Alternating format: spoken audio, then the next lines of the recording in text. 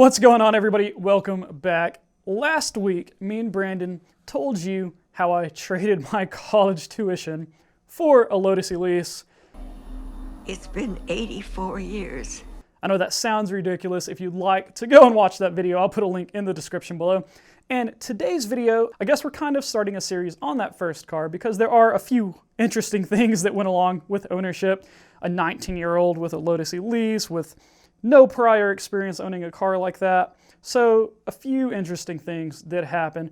And today we're going to be telling you the story of how a tire shop totaled that car. So I've now had my first, I'm not going to call it a supercar. At the time it kind of had supercar performance. It's still an incredibly performing car, but exotic, supercar, super sports car, whatever you want to call it. It was the first time I've had anything like this, and I am absolutely in love. I've never loved anything as much as I love this car. Oh my God. That is better than sex. It represents some mild success I had, especially coming from the roots, where I was raised, the sort of money we had. Just being able to look at something like that every day and say, that is mine and I earned this. And I didn't technically earn all of it because I did trade in a little bit of my college tuition, for the down payment. But I've still reached a point to where I have this amazing car that's so much fun to drive. And I've been living with it every day for about a year. I drove it in the snow, I drove it in the rain, I took it on road trips, and God, road trips in the summer were the worst in the Elise. Oh, it was so bad. It's just so brutally hot. And naturally, I go through a lot of tires, not because I'm doing a lot of autocross or even really hooning around. I've always really respected all of my cars. I've never really trashed on them and ragged on them at all. But that car does go through tires. It requires a really sticky set of tires that only have a life of maybe 8 or 10,000 miles. And so I have developed a really good dialogue with a local, large franchise, unnamed tire company. And they've always taken care of the Lotus. I've never had any problems. I probably had 4 or 5 sets of tires installed by them at the time. Maybe not that many. If it was only a year, maybe 3 sets of tires, because the first set had, when I took delivery of the car, the wires, the cords were showing. And so I put a cheap set on for then, and then I bought a second set of nicer ones. And so we were on the 3rd set at this time. So we're now putting on the 3rd set of tires that this, not dealership, but this franchise, this tire shop has put on the car. The very first time, naturally, I was very concerned and I was overbearing, watching, making sure that everything is absolutely right. The second time, everything went smooth with no issues. And the 3rd time, I've finally come to terms with, hey, this might look like a special car, but all cars are the same. It's not that big of a deal. They're going to take care of it. And if something happens to go wrong, surely they have the insurance to take care of it. And so my new tires finally arrive, and they give me a call. Hey, Tony, your tires are here. If you want to bring your car in, we'll have the technician that usually works on your car. He'll work on it. I'm like, yeah, that's great. I'll be there. Toss them the keys. They already know the procedure, how to start and stop it, because I've been there a few times. And I sit down and pick up, I don't know, Driver's Edge magazine or something, all right? Some random driving magazine. And I've noticed that it's taking a really long time, even for this tire shop's standards of what fast is. You know what I'm talking about. It takes, you can't go there and be out in the same day most of the time. Gosh, it's a nightmare. So it's taking a really, really long time. So I look up and it's not that busy, but there's quite a few people and, whatever. I'm a very patient person. And so I go back to reading the magazine. And at this point, it's been a really long time, like probably 3 hours since I've taken the car back. So I look around, and there's nobody. There's nobody it's like they're closed. No employees, right? There's a few people. All the employees are gone. And I'm instantly like, what's happened? I just knew, it has to, something happened to me. This is, so as I'm standing up, somebody calls me through the bay door and said, hey, can you come outside? And so I open the door and I see my beautiful, pristine, saffron yellow Elise wedged into a tire inflation rack. The front is destroyed. And, even right now, retelling it, I can still get the same sensation in my knees, that like tingly, just like gut-wrenching moment. And I would handle it fine. Today, if that happened today, I'd be like, well, you get your checkbook out, Yeah. But at the time, 19 or 20 years old, this is the most amazing thing I've ever had. I fall to my knees. I wasn't even being dramatic. I couldn't stand. I fell to my knees. In my hands, I'm like, You maniacs! You blew it up! Damn you! Damn you all to hell! oh my God, what have you done? What have you done? Oh, and I don't know what to do. My heart's racing. All these people are all around the car, and it's wedged because the front of the Lotus has as much structural integrity as a foam cup that you would get at a party, right? I mean, you look at it and it will crack.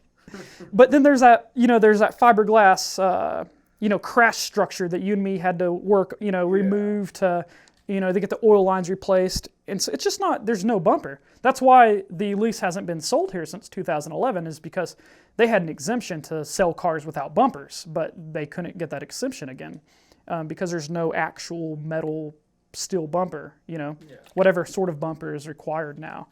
So I get up off of my knees and somebody's like, hey, we have insurance, we will take care of this. And in my mind, I have no idea how to process. I've never experienced anything like this in my life.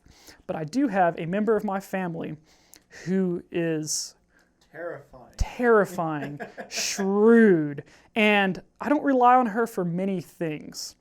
But Always been sweet to me.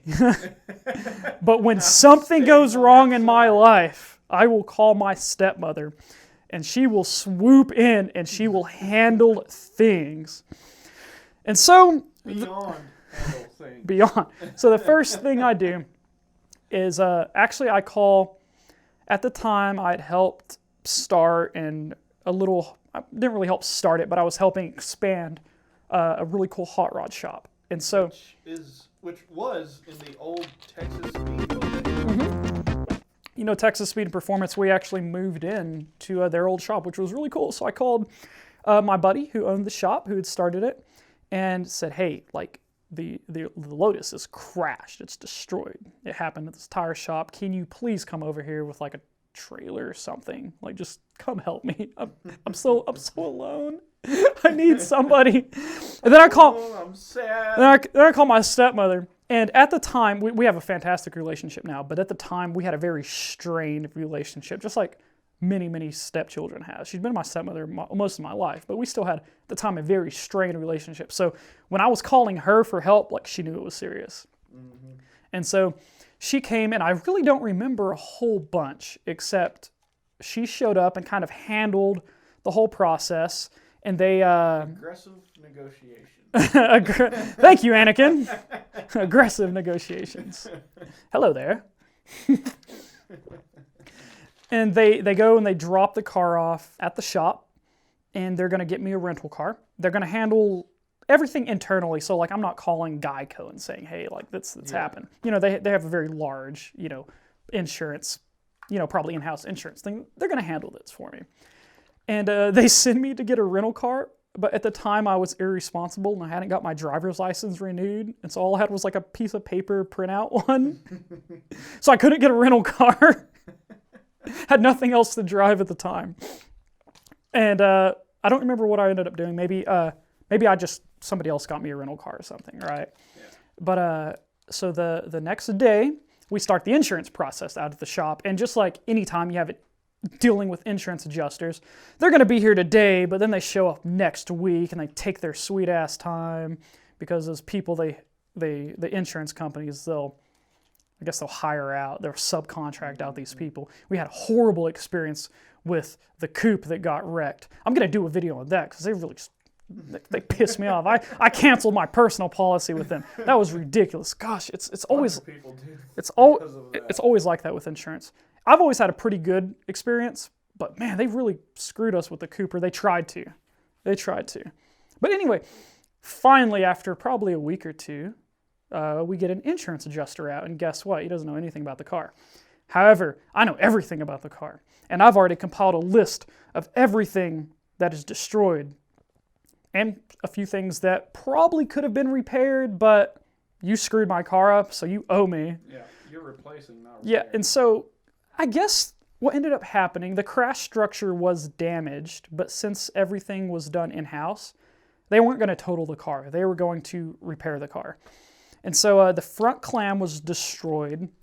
The headlight housings were cracked and messed up, but the blinkers were fine. And really, it looked worse than it was. And especially as its kid who'd never worked on that car before, it ended up not being nearly as bad as it looked. Now, if that happened today, like the insurance company will just total Lotus out. Oh, yeah. That car wasn't very old at the time. It was only 4 or 5 years old. And so parts were still kind of available for it. You could still get clams and things like that. It was still difficult and very expensive. But now, you know, an insurance company is going to want to buy a brand new clam from Lotus because that's how insurance companies work. But my buddy Greg, who owns GRP that we talk about a lot on here, he has sources and leads on replacement clams and aftermarket clams and things like that. So getting it today and repairing it wouldn't be hard, but the insurance will probably just total it out because there's a fiberglass crack and they're not going to repair it, you know. But we ended up settling on a decent amount of money. I was able to get enough money to not only repair it on my own, but I bought an E36 M3 and I bought a 98 or 99 Subaru GC8, the two-door Impreza that had a right-hand drive swap and it had a version 6 STI powertrain and it had the 22B bumper and wing. Man, it was cool. I was like, Bunta. God, I love that thing. I know I talked about that already. I'm going to buy another one of those. So I bought those two things. Yeah, they ended up treating me very well and I have no animosity and I still buy all of my tires from this company. I don't, most of the time. Sometimes we'll find a good deal online, but they treated me very well and I kind of joke on them for, you know, crashing my car. One of the things about the Elise, if you try to start it while it's in gear, it will lurch forward very, very far. You know, a lot of No neutral. Yeah. No clutch safety. Yeah, nothing at all. You don't have to put the clutch down or anything like that to start it. So I assume what happened is it was up on the rack and it was probably in first and they just bumped it into that inflation rack and it probably didn't take very much. I've accidentally started the car in first a few times and it would definitely lurch forward. So like I said, I don't have any ill will towards them at all. I still buy tires from them 4 or 5 times a year for all the cars. Oh, but gosh, what a terrible experience for me as a kid. Jeez. I just remember that my heart sinking. I thought my life was over. It technically is at that point. Yeah, I was like, gosh, like, what am I going to do? Oh, it was horrible. But it did lead us, I started to learn body work and repair, and I totally disassembled that car. And so I think that's going to be a video for another day. I've rambled on enough about this. So that's the story of how a tire shop totaled my very first Lotus Elise. If you've made it this far, I really appreciate you watching.